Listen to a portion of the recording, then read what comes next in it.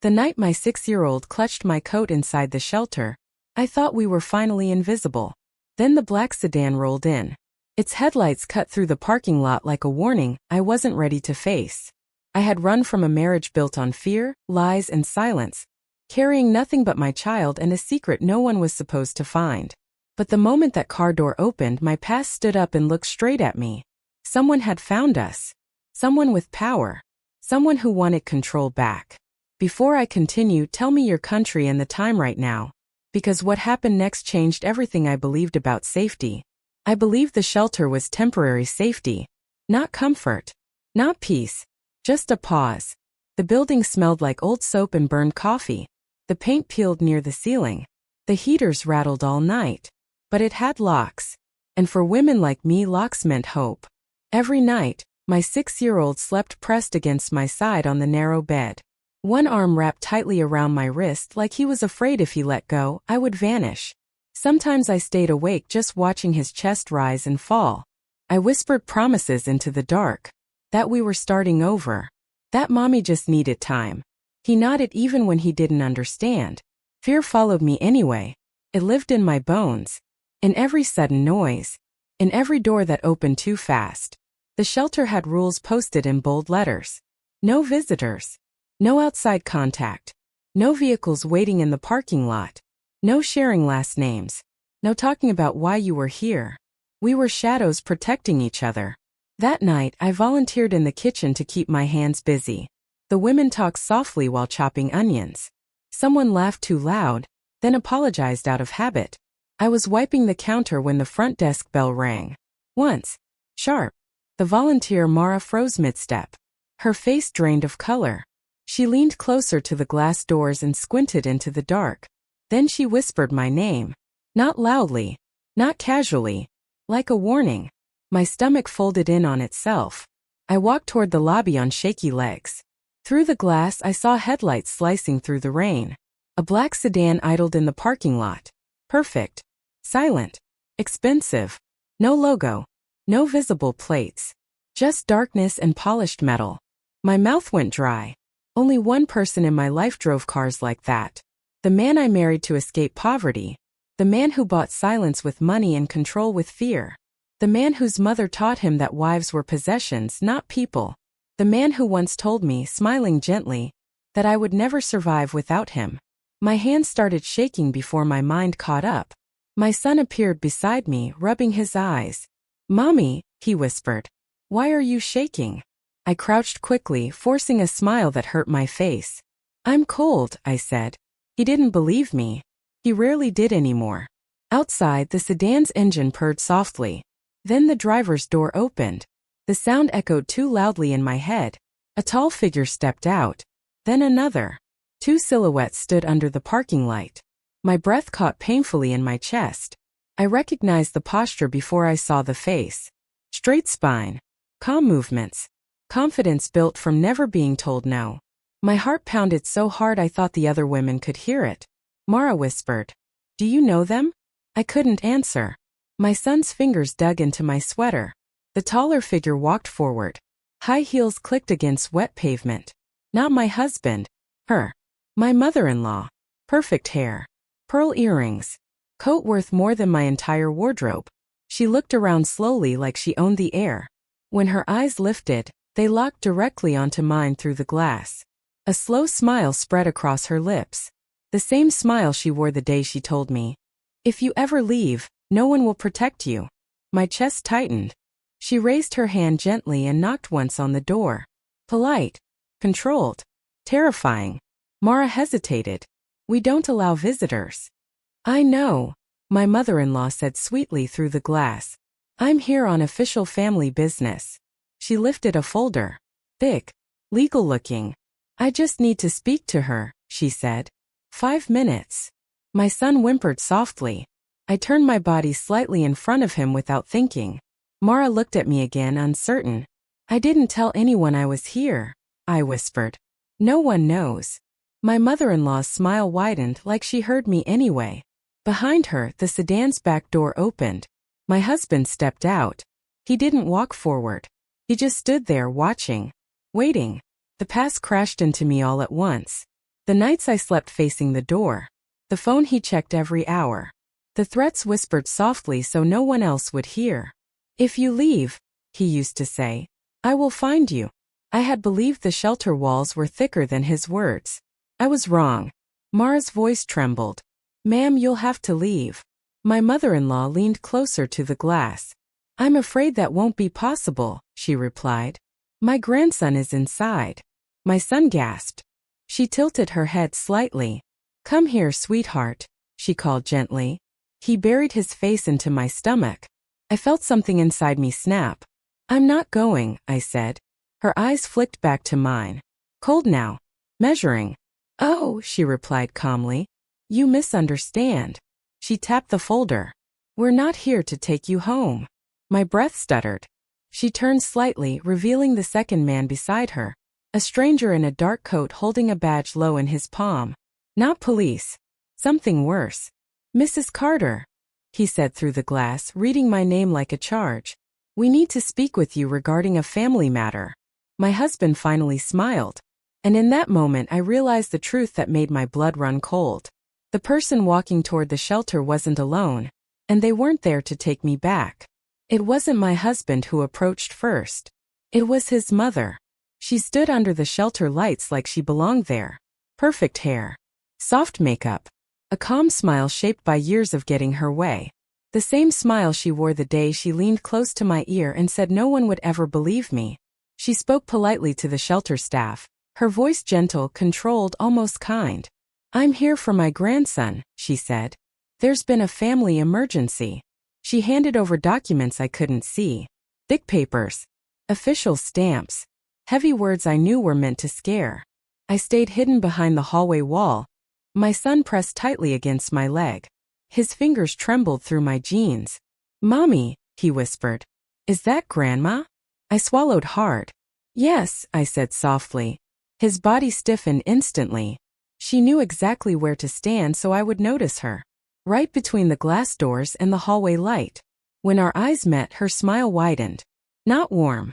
Not loving. Victorious. She didn't raise her voice. She didn't cause a scene.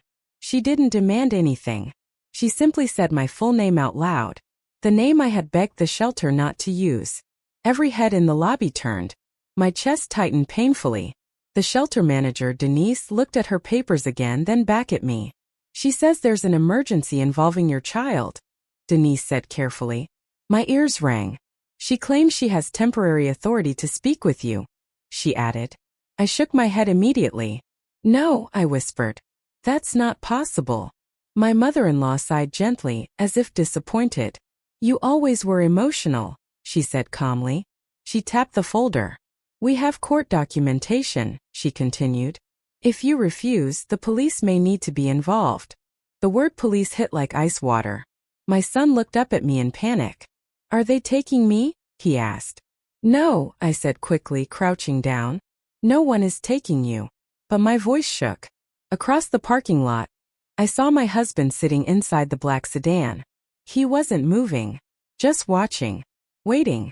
His window rolled down slowly. He lifted his phone and pointed it toward the doors. Recording. My heart slammed against my ribs. The staff whispered among themselves. Rules clashed with fear of authority. Denise rubbed her forehead. We just need clarity, she said. If there's legal documentation. There isn't, I said louder. They're lying. My mother-in-law tilted her head. Language, she said softly. This is a place for children. The cruelty of it made my stomach twist. She stepped closer to the doorway. I only want to talk, she said. 5 minutes. I backed away instinctively. My son wrapped both arms around my waist. I don't want to go, he whispered. You're not going anywhere, I said, holding him tighter. She sighed again. So dramatic, she murmured. Then she did something worse. She leaned slightly forward and lowered her voice. Low enough that only I could hear. You shouldn't have kept those files, she whispered. My breath caught sharply. My vision blurred. I burned them, I whispered back. They're gone. She smiled wider. No, she said calmly. You thought you did. My heart pounded so violently it hurt. The audio copies, she continued. The screenshots. The account transfers. I felt dizzy. They were recovered. I shook my head. That's impossible. She chuckled softly. You used the old laptop, she said. The one my son fixed for you. Cold spread through my veins. We had it mirrored, she added. Long before you ran. My stomach dropped. She straightened and raised her voice again, sweet and polite. I'm sure we can resolve this peacefully, she told the staff. Unless she wants this to become complicated. Denise looked between us nervously. Maybe we should step into the office, she said. My legs barely moved as I was guided forward. The women in the hallway watched silently. They knew that look. They had lived it too. Inside the small office, the door closed behind us. My mother-in-law sat without being invited. She crossed her legs neatly. Let's stop pretending, she said. You don't belong here. I stared at her. You abused me, I said quietly.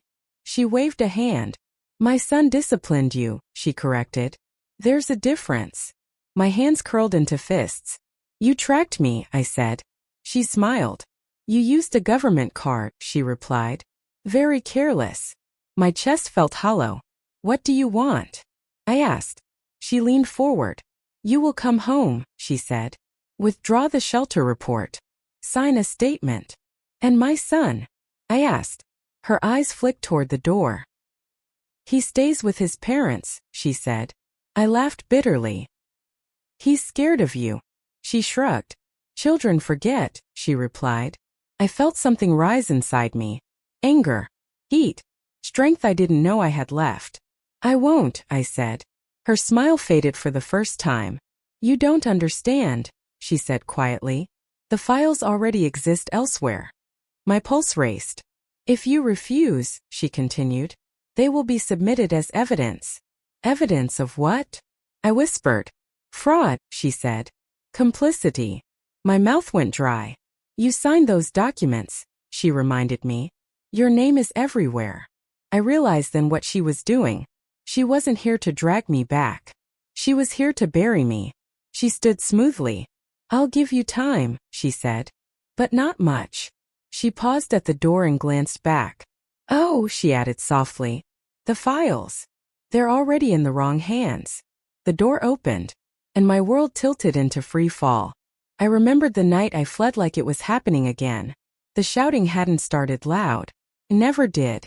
It built slowly, sharp words cutting deeper each time. My husband's voice rose as mine disappeared. The door slammed so hard the wall cracked. A thin line splitting the paint like a warning I ignored for too long. My son screamed from the bedroom. That was the moment something broke inside me. I grabbed my bag. My phone. My child. I didn't take shoes. I didn't take proof. I just ran. If you leave, my husband said calmly behind me, I will erase you. At the shelter, his words echoed again loud and clear. Erase you. The staff gathered near the office, whispering. Denise approached me with a tight face. We need clarity, she said. They're insisting. I don't want to talk to them, I replied. She nodded slowly. We can give you 10 minutes, she said, to decide if you want to speak privately. 10 minutes felt like a countdown to disaster. I nodded and turned away before she could see my fear. I locked myself inside the bathroom and slid down against the door. My hand shook so badly I nearly dropped my phone. The hidden one. The old device I kept wrapped in a sock, buried in my bag. The one my husband never knew about. The screen lit up. 3 missed calls. All from a private number. 1 voicemail. My heart pounded as I pressed play. The voice wasn't angry. It wasn't rushed. It was calm. Confident. Controlled. Mrs. Carter, the voice said. This is Agent Lewis with the Financial Crimes Division. My breath caught. We've been attempting to contact you regarding an ongoing investigation connected to your husband's company. My chest tightened painfully. Your sudden disappearance, he continued, has raised concerns about potential involvement. I felt dizzy. We are aware you may be under pressure, he said. But your cooperation is necessary. I pressed my hand to my mouth. The vehicle outside, he added, is not there to retrieve you. My blood ran cold. It's there to secure assets and individuals linked to evidence. Assets. Individuals. Evidence. You may believe this is a family matter, he finished. It is not. It is far bigger. The call ended. I stared at the phone, my reflection pale and shaking in the mirror. Far bigger. The truth hit me slowly, painfully. My husband's abuse had always been funded by something darker. The expensive gifts. The sudden trips. The money that appeared and disappeared without explanation. He told me not to ask questions. And I hadn't. Fake charities. Shell companies. Accounts opened in my name. I remembered the papers he told me to sign. Just formalities, he said. I signed to keep the peace. Now those signatures were evidence. Against me. Tears burned my eyes, but I wiped them away. I couldn't fall apart. Not now. I unlocked the bathroom door and stepped into the hallway. The bench was empty. My heart stopped. Baby. I whispered. No answer. The shelter doors were open. Cold air rushed in. Women stared in silence. Someone covered their mouth. I ran. Outside, the black sedan's engine hummed softly. The back door was open. My son sat inside, frozen, eyes wide with terror. My husband stood beside him, one hand on the door. Smiling. I ran into the parking lot screaming his name. My voice tore out of my chest before I could stop it. Don't touch him. Rain slapped my face, cold and sharp, but I didn't slow down. My shoes slipped on the wet concrete as I rushed toward the black sedan. My husband turned slowly. He didn't shout. He didn't panic. He didn't even look surprised. Get inside, he said calmly. That calm frightened me more than anger ever had. My son sat in the back seat, buckled tightly, his small hands folded in his lap. His eyes were red, wide, empty. I grabbed the door frame. Let him out, I said. Please.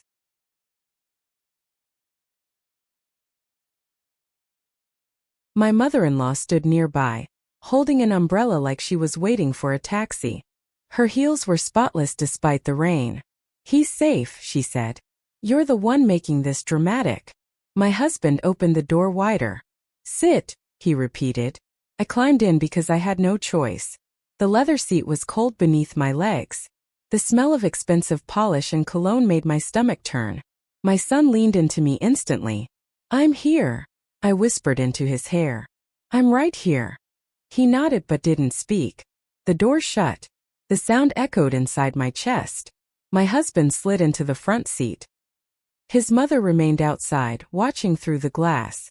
This didn't have to happen, he said. You kidnapped our child, I snapped.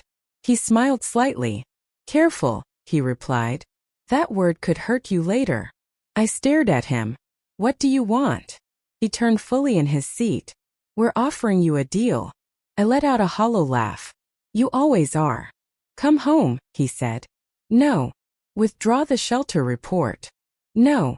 Sign a statement saying you fabricated the abuse. My chest burned. You broke my ribs, I said. He shrugged. And you fell, he replied. My hands shook. In return, he continued, you stay with your son. My heart lurched violently. And if I don't? I asked. His eyes hardened. We file emergency custody, he said calmly. My breath caught.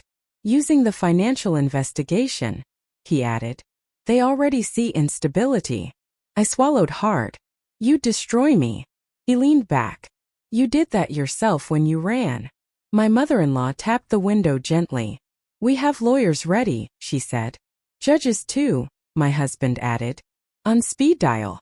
The words fell easily from his mouth, like rehearsed lines. They already planted stories, she continued. Unstable wife, he said. Mental breakdown, she added. Kidnapped child, he finished. I felt sick. The shelter hadn't been compromised by accident. They had tracked me. My benefits card. Transportation use. Every quiet move I made to stay alive. I looked down at my son. His leg bounced uncontrollably. Daddy, he whispered. Can we go back to Mommy's room? My husband didn't look at him. You'll see Mommy plenty, he said. Something inside me snapped. You're scaring him, I said. He'll forget, his mother replied. Children always do. I pressed my forehead against my son's. You're not leaving me, I whispered. My husband sighed like I was exhausting him. You have one night, he said suddenly. Both of them turned toward me. One night, his mother asked. To decide, he said. She'll come around. He looked at me again. You always do. He believed I was still afraid.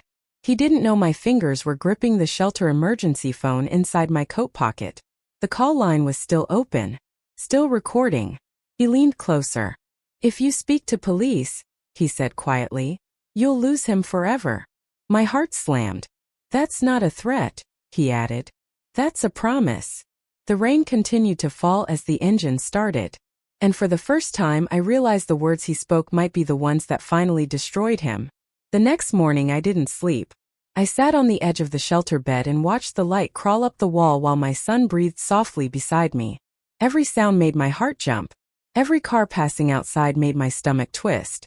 At 8 sharp a woman arrived. No uniform. No flashing lights. Just a plain coat and sharp eyes that missed nothing. My name is Agent Lewis, she said. Financial Investigation Unit. She shook my hand firmly. She wasn't impressed by my husband's money. She wasn't scared of his lawyers. She didn't soften her voice when she spoke. We sat in a small office with a humming heater and peeling paint. I handed her the shelter phone. My hands trembled as I said. It recorded everything. She nodded once and pressed play. My husband's voice filled the room. Calm, confident, threatening. She rewound sections slowly. Again. And again. Then she stopped the audio. Right there, she said. She played it once more. That's when we heard it. A name. Not mine. A man I didn't recognize. Then a number string. Then a phrase I had ignored before. Move it through the offshore account, my husband said casually. Agent Lewis's expression changed. She typed quickly. That account, she said, is tied to a death investigation. My chest tightened. She pulled up a photo. A woman with tired eyes and a forced smile.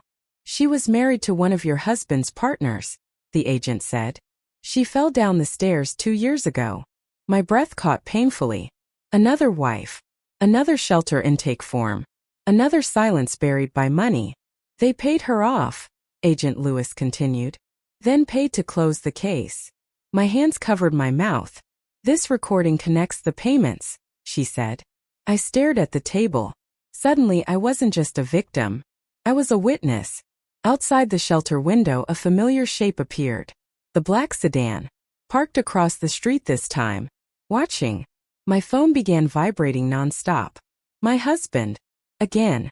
And again. Then his mother. I didn't answer. Voicemail stacked quickly. First pleading. Then anger. Then promises. We'll make everything disappear, she said in one message. Think of your son, she warned in the next. Agent Lewis listened quietly. Then she looked at me. If we proceed, she said, there's no turning back. I thought of my son flinching at doors. Of his hand clutching my wrist at night. I agree, I said.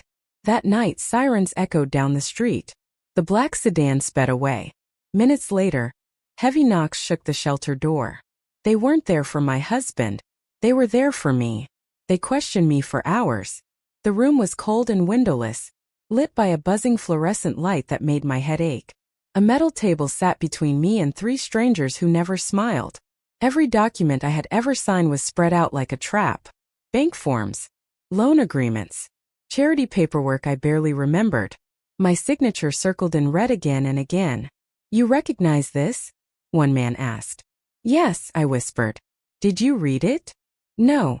He nodded like that was the answer he wanted. They played recordings, showed timelines, asked the same questions in different ways until my thoughts tangled. The defense attorneys sat across the room, quiet but confident. They painted a picture of me I barely recognized. A greedy wife, a woman who enjoyed the money, someone pretending to be abused to escape consequences. She benefited, one lawyer said flatly. I stared at the table.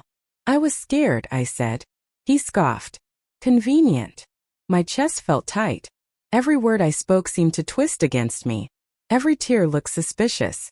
In the hallway outside, my son waited in a child services room. A woman sat with him and offered crayons. He didn't color. He just kept asking, when can I see my mom? Every time a door opened, his head lifted, then dropped again. I could almost hear his small voice through the walls. I nearly broke. My hand shook so badly I couldn't hold the cup of water they gave me. That's when Agent Lewis stood. "There's something you haven't seen yet," she said. The room went quiet. She slid a new stack of papers forward. "These transfers happened after she fled," she continued. I looked down. The dates made my stomach drop. Weeks after I ran. Months after I disappeared. "Those accounts are under her name," the lawyer said sharply. "Yes," Agent Lewis replied. "But not by her hand." She turned the screen toward them. IP addresses. Security footage. Sign-in locations. All transactions were initiated from devices owned by her mother-in-law, she said calmly. The room shifted. She was moving money under her daughter-in-law's identity, the agent continued. Framing her wasn't protection. She paused. It was desperation. Silence pressed heavily against my ears. For the first time, doubt crept into the defense's confidence. They whispered among themselves. The truth cracked open slowly, painfully. But once it did, it couldn't be sealed again. Arrest warrants were issued before sunset. Multiple names. Multiple charges. Bank accounts were frozen without warning. Assets seized. Companies flagged. That evening, my husband was pulled over during a routine traffic stop. He tried to argue. Tried to call his lawyer. They cuffed him anyway. The black sedan was impounded on the spot. Photographed. Catalogued. Turned from power into evidence. When Agent Lewis told me, my knees gave out. I slid down the wall and cried until my chest hurt. But relief didn't last long. Custody court still loomed. And money can bend justice if you let it. His lawyers filed motions immediately. Emergency filings. Character attacks.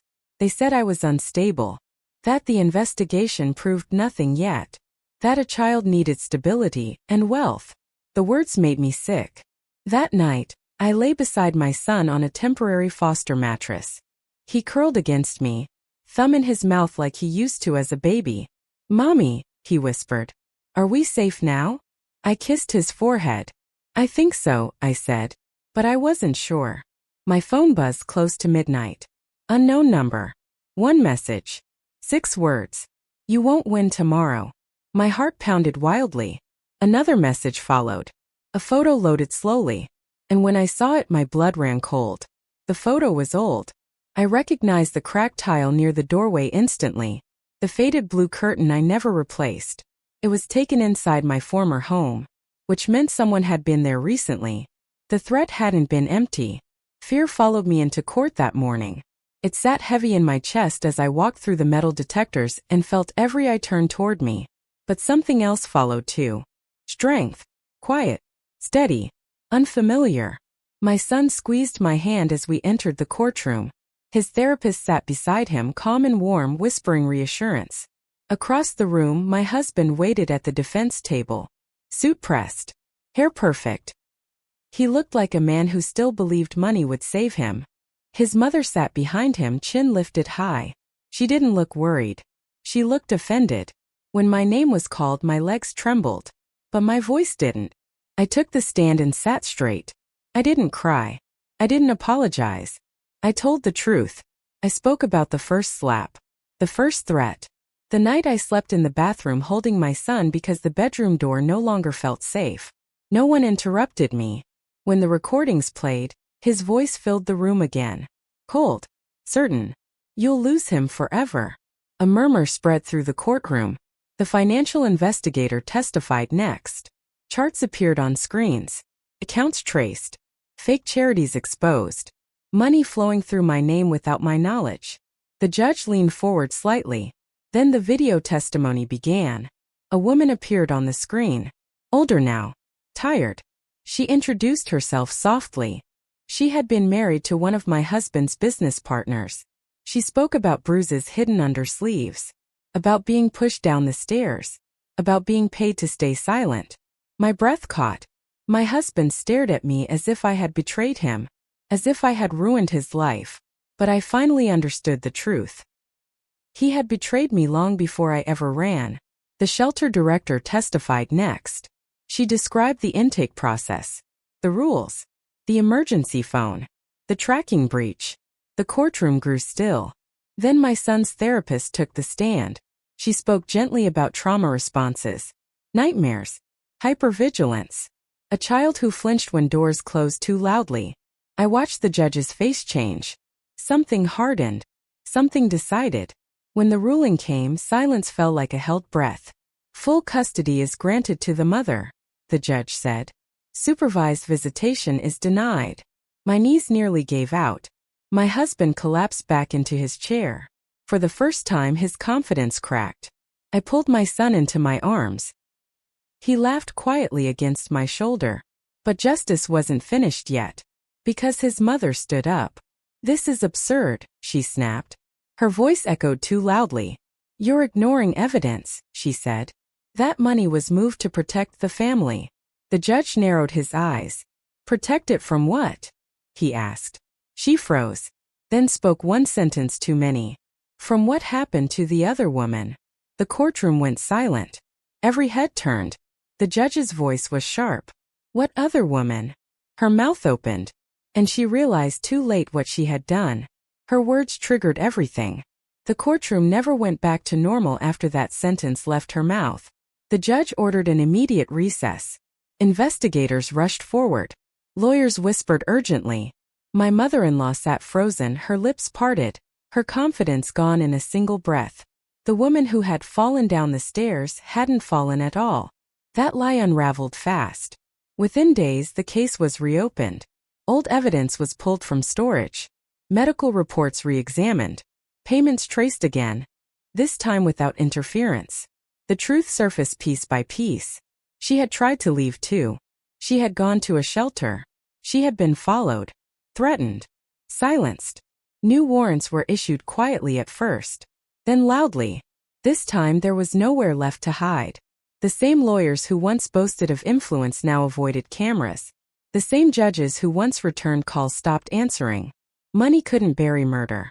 The empire collapsed in weeks. Not slowly. Not gently. It fell like rotten wood. Accounts were seized overnight. Properties locked down. Businesses raided before sunrise. Names that once filled charity galas now filled court dockets. Every headline carried the same phrase. Widespread financial and domestic abuse ring uncovered. I read it once and closed the article. I didn't need details anymore. The black sedan sat in an evidence lot for months. Dust coated its perfect paint. The windows stayed dark. One afternoon, Agent Lewis called me. "They're auctioning it," she said. I didn't know why my chest tightened until I stood behind the fence and watched it roll forward. The same car that haunted my nightmares. The same engine that once meant danger. A numbered sticker replaced its power. When it drove away, I didn't flinch. It was just metal now. Just a car. My husband accepted a plea deal soon after. Multiple charges. Reduced sentence. Permanent restraining order. No visitation. No appeals.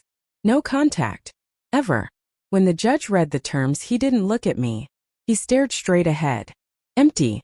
His mother wasn't given that mercy. She was charged as an accomplice. Conspiracy. Financial fraud. Obstruction. Evidence tampering. When the cuffs clicked around her wrists, she finally looked at me. Not with hate. Not with fear. With disbelief. Like she couldn't understand how the quiet girl she once controlled had become the woman who ended her. The courtroom doors closed behind them. I waited for triumph. For joy. For revenge to taste sweet. Instead, I felt quiet. Still. Like a storm that had finally passed. That night, my son slept without waking. No crying. No shaking. No whispering my name every hour. I lay awake watching his chest rise and fall. Listening to silence that didn't feel dangerous anymore. Weeks later, we moved. A small apartment on the second floor. Sunlight spilled across the living room in the mornings. The paint was chipped. The carpet thin. But the windows opened wide. There were no locks on the inside of doors. No footsteps above us. No shouting through walls. Just quiet laughter. Just cereal spilled on the floor. Just bedtime stories that didn't end in tears. Healing wasn't instant. Some nights I still jolted awake. Some sounds still made my heart race. My son still checked the door twice before sleeping. But slowly the fear loosened its grip. We went to therapy. We learned how to breathe again. How to sit in peace without waiting for it to be taken. The final step wasn't revenge. It wasn't court rulings or headlines. It was choosing not to live afraid anymore. Freedom came, but learning how to live with it was the hardest part. The shelter used to feel like the end of my life. A place you go when everything has already been taken from you. Now, when I think of it, I see something different. It wasn't the place where I broke. It was the place where I stopped pretending I was fine. For years, fear made my choices. Fear of his anger. Fear of his money. Fear of what would happen if I spoke. That fear shaped how I walked, how I breathed, how I loved. But it no longer owns me. Life didn't rebuild itself all at once. Came back slowly. Morning routines with my son. Packing lunches. Learning which sounds were safe again. Therapy appointments where some days we cried and other days we laughed unexpectedly. Laughter felt strange at first. Like something we weren't allowed to have. Then it became normal. The courts finalized everything months later. Permanent restraining orders. Sealed records.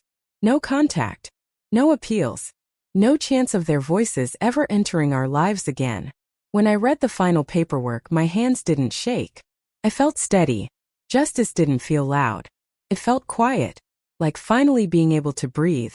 I realized something important during that time. No one rescued me. No miracle arrived. I saved myself. I chose to speak when silence felt safer. I chose to protect my child even when fear told me not to. I chose to fight when I was exhausted. That choice changed everything. I am not just a wife who escaped. I am not just a victim with a case number. I am a woman who survived. A mother who stood up. A person who reclaimed her name. Abuse survives in silence. Feeds on fear. But truth destroys it completely. Some nights, my son and I sit together on the couch under a thin blanket. The windows are open. The air is calm. No engines idle outside. No footsteps approach the door. He falls asleep against my shoulder without fear. And in those quiet moments, I understand something clearly. I didn't just survive the black sedan. I outdrove it. And I will never look back.